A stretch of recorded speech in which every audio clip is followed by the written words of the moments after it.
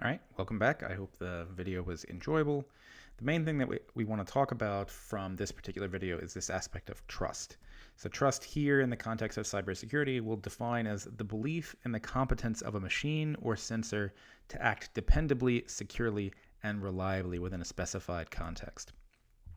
So in this TEDx talk, there's law 3, right? Humans trust even when they shouldn't. So this is a particularly important aspect of cybersecurity and technology in general, especially when we anticipate that the technology around us will behave in a way that we expect and is in general secure. But the question is, do we really have any reason to have that expectation? And if we don't have that expectation, who then is responsible for developing trustworthy practices around the systems?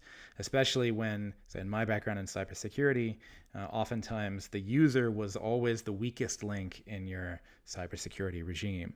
So given that, if the user can't trust himself or herself, what do we do in these kinds of situations? And this sort of exploitation of trust is extremely common and prevalent in all kinds of cybersecurity related issues, from spam from the 90s, the very common ones you may have seen about Nigerian princes asking you for your bank account so they can donate or they can transfer that money that they're willing to give you into your bank account, to these card readers that people have been putting over ATMs or over gasoline dispensers where you swipe your card or you dip your card and it can steal your credit card number. Now, we are engaging with this technology very often and consistently, but do we have a reason to trust that just because it looks a particular way or it's in a particular place that it really is trustworthy? And then the whole field of phishing is based on this idea of exploiting trust, that you get some email, it looks relatively trustworthy, or it looks like an email that might come from your bank. So then you click a link on it that then asks you to reset your password, and you inadvertently put your password into some website that looks like your bank but is not, and then your password gets stolen. Basically, with the prevalence of technology and how ubiquitous it is when we interact with it, this really means that we're trusting an awful lot of the systems around us. Now, we've already talked about in the past in our modules on privacy and these kinds of things, the outcomes of this. So we have issues like the Equifax privacy breach. This is definitely a cybersecurity issue. We have issues like the iCloud leak that resulted in a number of celebrities having their private photos exposed. So we know about these kinds of examples of cybersecurity issues, right? But here we're going to talk a little bit more broadly about how we engage with technology, especially with ubiquitous technology, for things like your phone, or how you might engage with the biometric information on your phone, to facial recognition. And if we really have an expectation of trusting facial recognition, to your car, there's been a lot of work showing that cars are vulnerable to cybersecurity issues, from the Tesla and being able to, if Tesla can remotely deactivate your autopilot, that means anybody who has particular or a sufficient level of access to Tesla systems can do the same thing. So you're putting a lot of trust not just in your car, but in the cybersecurity acumen of Tesla as a company.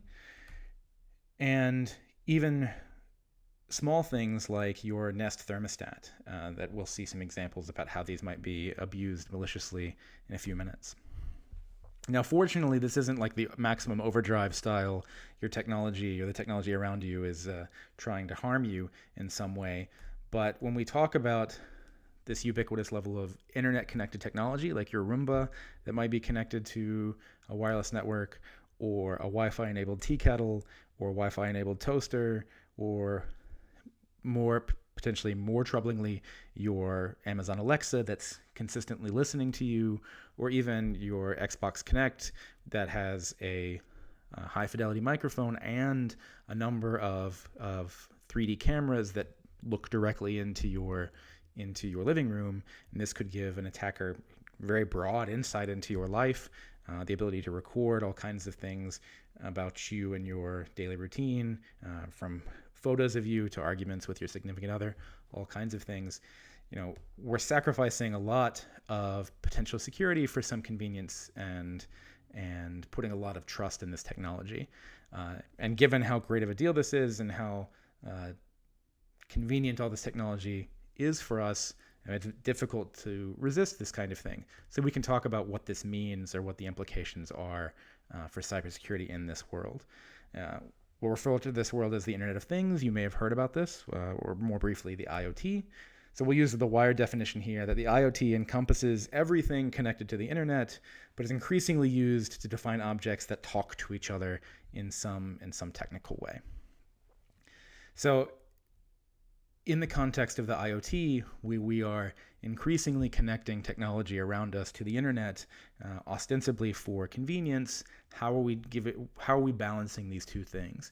It's certainly nice that I can control my thermostat from my phone when I'm away traveling, or it's certainly nice that I can open or unlock my door if somebody is coming in to deliver something, or for my cat sitter or something like that. But certainly there is some cost in security that we must pay for this.